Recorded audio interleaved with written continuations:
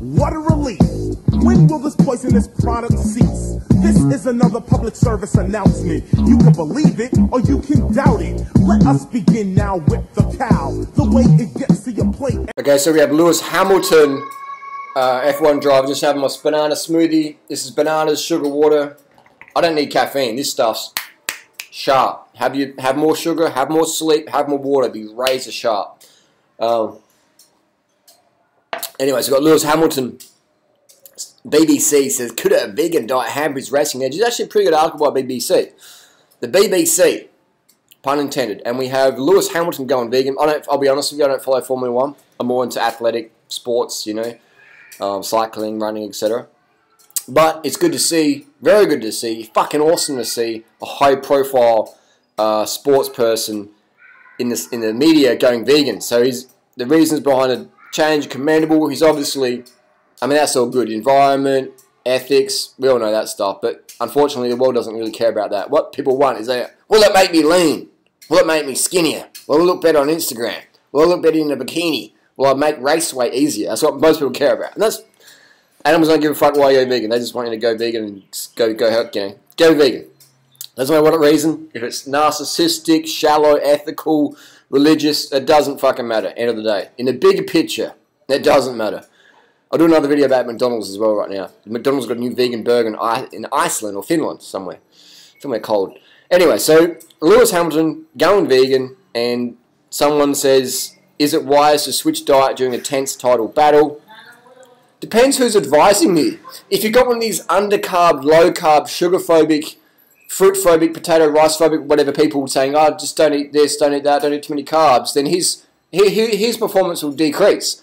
If he's got someone like me in his corner saying, hey, Lewis, carb the fuck up, son, 100 grams of carbs 100 grams per hour, 1 gram of carb per kilo body weight per day, 70 kilo athlete, 700 grams of carbs per day at least have refined sugar for the sharpness, blah, blah, blah, blah, blah, go to bed at 8 o'clock, because F1's all about razor sharp. You want to have that nerve energy, you want to be firing. Doesn't matter what stimulants people take.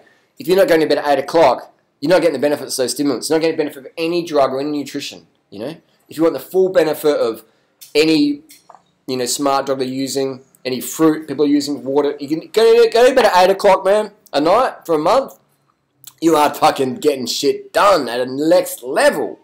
Go to bed at 8 o'clock, man. It's next level. It's a next level discipline as well. But you get that much rest, that's when your body's really firing up. Anyway, so we have Rob Child as a performance biochemist who's worked with McLaren and Ferrari as Tour de France cyclist. And let's have a look at who Rob Child is. Boom! Straight away. Not hating, just saying my first opinion, this guy looks tired. He looks tired, he looks fatigued. And these are posed photos, you know, these are like Photoshop stuff. So I'm like, why am I going to listen to a guy like that? Because he's got a doctorate? Nah.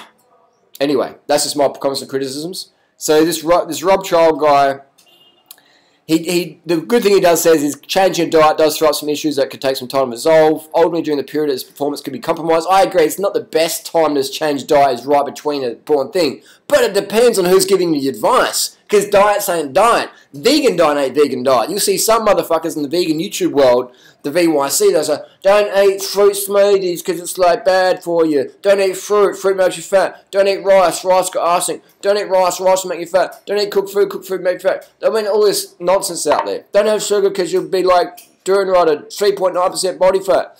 You know? So it depends who's giving you the advice. If you're getting the best advice in the world ever, aka my advice on nutrition for performance, getting lean, being sharp without the drugs, then that's going to be good for you. If you change your diet and go low carb or not too much food, just some beans and steamed pumpkin, your performance is going to go boom, down. Because you're F1, you need to be carb, you need to be sharp, man. You need to be minimizing fatigue, and that's glycogen, that's muscle glycogen, that's brain sugars. Alright? This video I'm doing, I'm not on any stims right now. This is boom, this is banana smoothie, motherfuckers. Water, ripe bananas, sugar. Tastes so good. Put down the chocolate, pick up the fucking banana smoothies.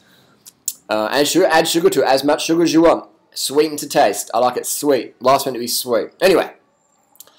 So Dr. Rob Childs has shown he's a bit of a noob, and I'll show you why. Additional issue of the vegan diet is that it reduces free testosterone levels at a child. Well, if that's the case, then that would mean all vegans out there, male vegans and female, would need to take therapeutic dosages of exogenous testosterone, which I myself have personal experience with if you've watched many of my videos. Now, we have all these fake natties on YouTube and Instagram who are eating meat and taking a shit ton of exogenous testosterone, not just as a 250 milligrams a week for a 4-week experiment on YouTube to show the lean, full, natty grain, whole grain status gains.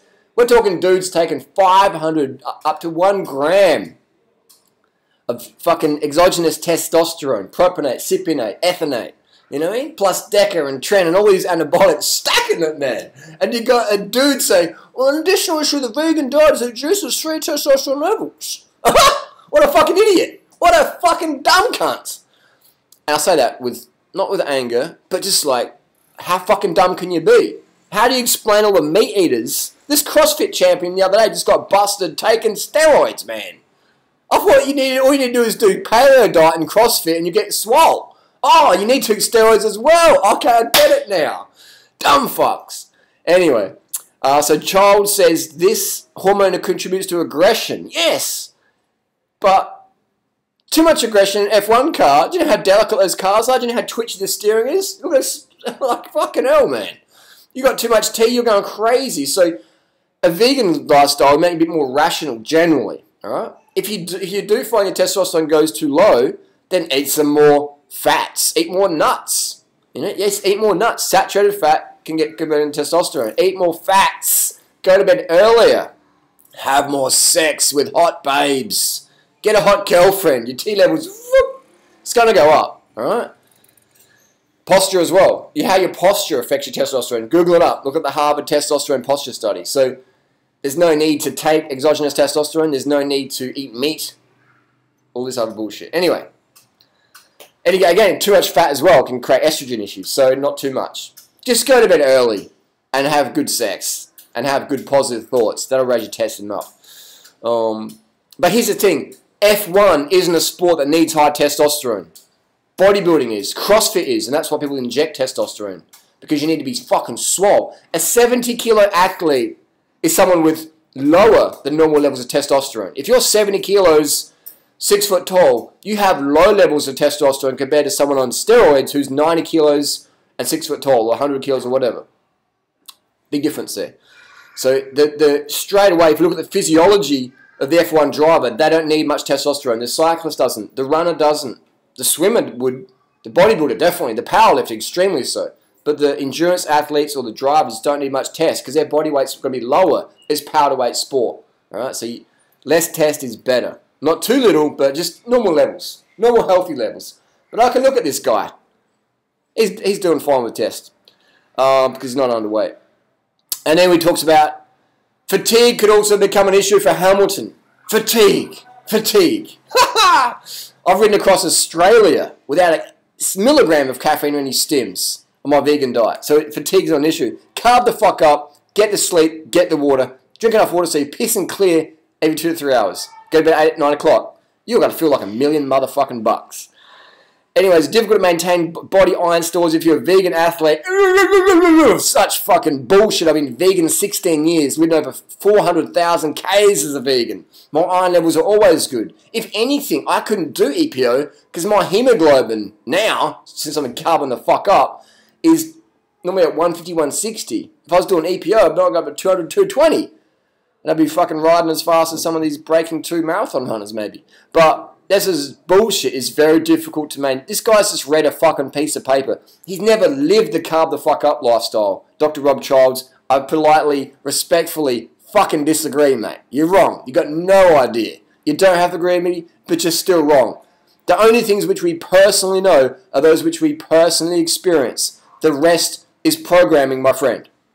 Go vegan. Let me coach you for a year, Rob Childs. Let me coach you for a year. I'll do it for free. Because I love doing this shit. And if you're a high profile, it'd be a good example for the vegan word. So, you know, let me coach you for a year. It wouldn't need me. It's just a fucking week, man, to learn my template. Just a motherfucking week. Alright? And you can email me if you got any questions. Iron is important in terms of oxygen transport in the blood. Of course. Of course, man. Anyway, so But that's all bullshit that vegans don't get enough iron. If that was true, then how the fuck could I ride across Australia? How could I be so fast? How could I run a 2:48 marathon on 10 miles a week training? 2:48 marathon. If vegan diet causes anemia, after 16 years vegan, I run a 2:48 marathon. You know what I mean? Like, I'm going to run faster than that. I'm 40 now. I do fuck all training. Maybe I should get off my ass and do more training. Anyway, so we talked about Serena Williams, etc., etc.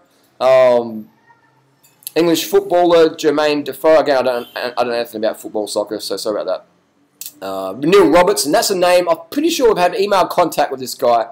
He's an Australian snooker pool dude. The amount of fruit I'm having now is really giving me a big boost. Banana smoothies, man. This is the performance right here. Banana smoothies with sugar. Boom. Water. Sugar. Ripe bananas. As much sugar, as many bananas as you want. So you're satisfied. Anyway, so what was interesting, they talk about omega-3s. So as soon as you go vegan, everyone's a fucking nutrition expert around you. Oh my god, you won't get enough omega-3s. Like, what's your omega-3? Nobody I've ever met knows what their omega-3 levels are. I know what all my levels are in terms of nutrition, etc. But omega-3 I don't, because there's no fucking real medical test for it in Australia. It doesn't matter. If you're eating fruits and vegetables, you'll get enough omega-3s. Alright? As soon as you cook a fish, as soon as you cook a dead fish, which comes from the polluted ocean, you're killing the long-chain omega-3 fatty acids. They're long-chain. They're very delicate. They're long chains. And then you're putting heat to it, destroying those bonds. It's like getting money and putting it in the fucking blender. Hey guys, I'm going to give you $100, but I'm going to blend it first. Make sure you blend your money. Where do you get your blended money from? Fucking hell, are you serious? Cooking food destroys the omega-3s. So it has to be raw food. Cheers on that one. Trolling. If you ain't trolling, you ain't living. Seriously, eat more raw food. Fruits and vegetables, alright? This BBC article is pretty good. It does mention that the body can convert ALAs and EPA, DHA, but doesn't small blah blah blah blah blah. Whoever wrote this BBC article does have a vegan, pro-vegan edge to them. That's really good. Talking about seaweed, etc. Blah blah blah blah. You don't need to eat seaweed. Just eat fruits and vegetables. If you want to eat seaweed, then go ahead and eat your seaweed. You don't need to. Fruits and vegetables is fine. I've never ever met anyone with an EPA, DHA, omega-3 fatty acid deficiency. No one can even prove it. You might get some homeopathic, psychopathic, quack, fucking sociopathic weirdo has a little machine that can measure your fucking EPAs. It's made out of a floss canister.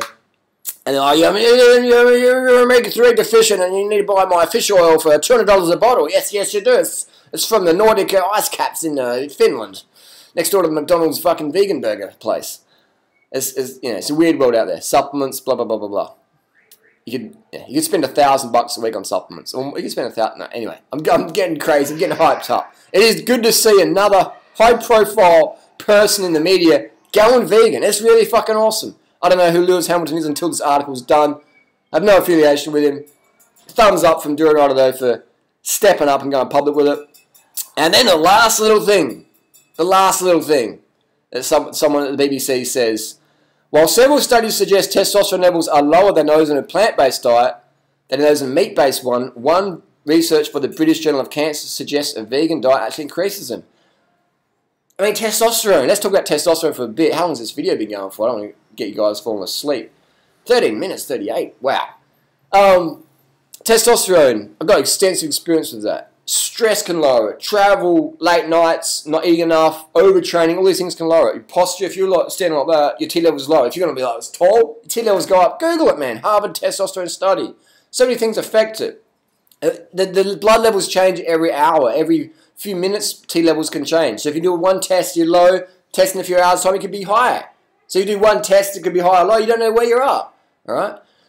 Definite signs of low testosterone is chronic fatigue. You can't get out of bed, man. You can't do shit if you've got low T. You can't do nothing. You can't fuck, you can't work, you can't think, you can't get motivated. You can't do shit if you've got low T. There's no way, you know what I mean? Someone can be a top-level athlete with low T. Not possible, man. Impossible. So, anyway, I'll talk about that. Let's read a couple of the comments. So I would say testosterone, my experience, is more about getting enough calories, carbohydrate, going to bed early, and having good sex. Good sex, that's good, you know. Good sexual focus.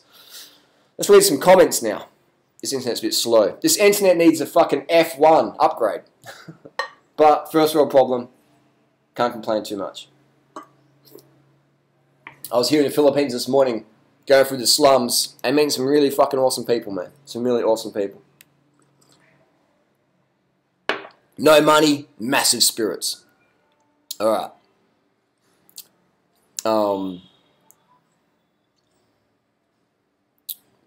He can choose what he likes to eat. Just don't tell me what I should eat. Bro, no one's telling you what to eat. But you should, nobody is telling you, but I'm telling you. Go vegan, motherfucker. Alright? Go vegan. Do it for your kids. Do it for the planet. Do it for the fucking animals. So I'm telling you. You triggered? Go vegan, motherfucker. Wow, there's a lot of...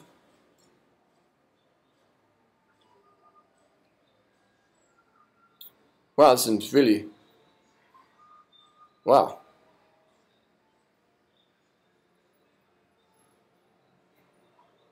There's some actually pretty positive comments here. Wow. That's... wow, I was expecting a whole bunch of meatheads. That's pretty amazing. Some good positive comments there. So this guy is leading the Formula 1 by 28 points. I'm not sure what that means in the F1 thing, but that's fantastic. Anyway, I'm going to wrap it up. I'm going to finish my smoothie. I'm going to do a video about the McDonald's burger in Finland. There's an ant on my cup. This ant's trying to cover the fuck up. Hey, bro. Don't kill the ants. Just clean up so they're not hanging around you. Don't clean them. Don't kill them. Pesticides cause cancer. Ants don't. Anyway, I'll leave you there with that. Leave a comment down below. If you like this video, give it a thumbs up. If you don't like this video, give it a thumbs down. Leave a comment. Leave some words of support for Lewis Hamilton. And I think it's fantastic. Another person, high profile, sharing that vegan message. Let's hopefully he gets the carb the fuck up message so he can be vegan for life versus living on celery and potatoes and just being undercarb as fuck. Like